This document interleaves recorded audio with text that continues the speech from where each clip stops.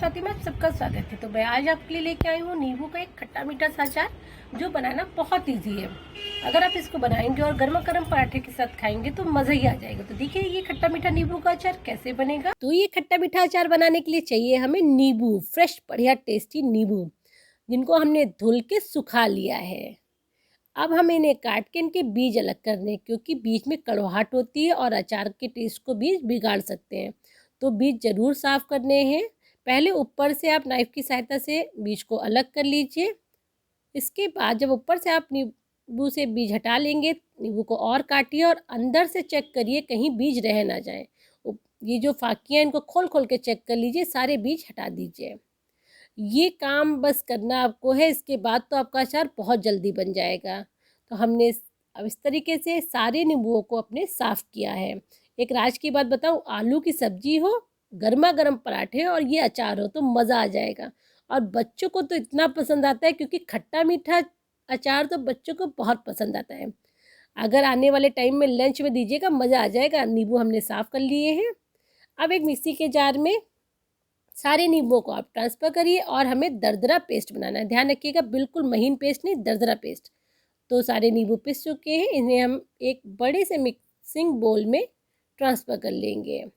अब साथ में जिस बर्तन में आपने नींबू काटे थे उसमें भी नींबू का रस होगा, वो भी इस्तेमाल कर लीजिए। आप निकालिए कुछ खड़े मसाले, जिसमें 1 टेबल स्पून हमने मोटी सौंफ, 1 छोटा चम्मच कलौंजी, 2 छोटे चम्मच धनिया, 3 लाल मिर्च, 5-6 काली मिर्च, 1 छोटी इलायची, 1 लौंग और चुटकी भर ली है हमने मेथी। इन सब चीज़ों को हमें ड्राई रोस्ट करना है लो टू मीडियम फ्लेम में। ये अचार इतना इजी होता है और साथ में इसको आप एक बार बनाइए, साल भर मज़े से खाइए। हमने मसाले भून लिए हैं। इन मसालों को आप मिक्सी में ट्रांसफ़र करके पाउडर फॉर्म में पीस लीजिए। तो देखिए मसाले पिस चुके हैं। अब आगे चलते हैं। मिक्सिंग बोल लीजिए जिसमें हमने नींबू निकाला था, इसमें ये सारा मसाला ट्रांसफ़र कर लीजिए। लगभग 2.5 चम्मच ये मसाला तैयार हुआ था। अब इसमें हम नमक ऐड करेंगे। मैंने 2 छोटे चम्मच नमक ऐड किया है। साथ में 1 छोटा चम्मच काला नमक ऐड करिए। 2 छोटे चम्मच हम लाल मिर्च पाउडर ऐड कर रहे हैं। मैं कश्मीरी लाल मिर्च ऐड करती हूँ, क्योंकि इससे कलर बहुत अच्छा आता है। और 1 छोटा चम्मच खटाई और 1 छोटा चम्मच चाट मसाला। इन सारे मसालों को ऐड करने के बाद अच्छे से आप नींबू और मसालों को मिक्स कर दीजिए, जिससे नींबू अपना रस मसालों के साथ मिक्स करें और अच्छे से मिक्स हो जाए। अब हमें खट्टा मीठा टेस्ट देने के लिए इसमें ऐड करनी है चीनी। तो आधा किलो नींबू में हम ऐड कर रहे हैं 200 ग्राम चीनी, क्योंकि आधा किलो नींबू हमने लिया था, शुरुआत में मैंने बताई थी। इसमें हमने 200 ग्राम चीनी ऐड की है और अच्छे से मिक्स करना है, जिससे नींबू, मसाले और चीनी अच्छे से मिल जाएं। जब ये सब चीज़ें मिल जाएंगी, तब आपको इस मिश्रण को आधे घंटे मतलब 30 मिनट ढक के रेस्ट करने छोड़ देना है, जिससे नींबू अपना रस छोड़ के अच्छे से मसालों के साथ घुल मिल जाए। आधे घंटे बाद स्पून से अच्छे से इन सब चीज़ों को मिक्स कर लीजिए और अब इस अचार के मिश्रण को किसी कांच के बर्तन में ट्रांसफ़र कर दीजिए, जिसमें लिड वाला बर्तन हो।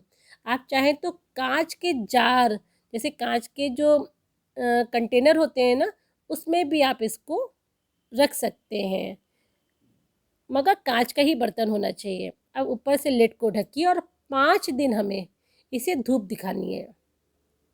5 दिन धूप दिखाने के साथ साथ बीच बीच में 1-2 बार हमें चलाना ज़रूर है। तो 3 दिन बाद हम एक बार अपने अचार को अच्छे से मिक्स कर लेंगे और फिर से मिक्स करने के बाद लिड से ढक के 2 दिन धूप और दिखाएंगे, तो टोटल 5 दिन हो जाएंगे। 5 दिन बाद आप अचार को ले आइए और अच्छे से मिक्स करके अब हमें इस अचार को 7 दिन और रेस्ट कराना है। तो इससे पहले हम क्या करेंगे, हम अपने अचार को छोटी छोटी बर्नी में ट्रांसफ़र कर देंगे, क्योंकि घर वालों को बड़े बर्तन से निकालने में प्रॉब्लम होती है। तो छोटे छोटे बर्तनों में उन्हें ईजी रहेगा, मगर कांच का ही बर्तन होना चाहिए, ध्यान रखिएगा।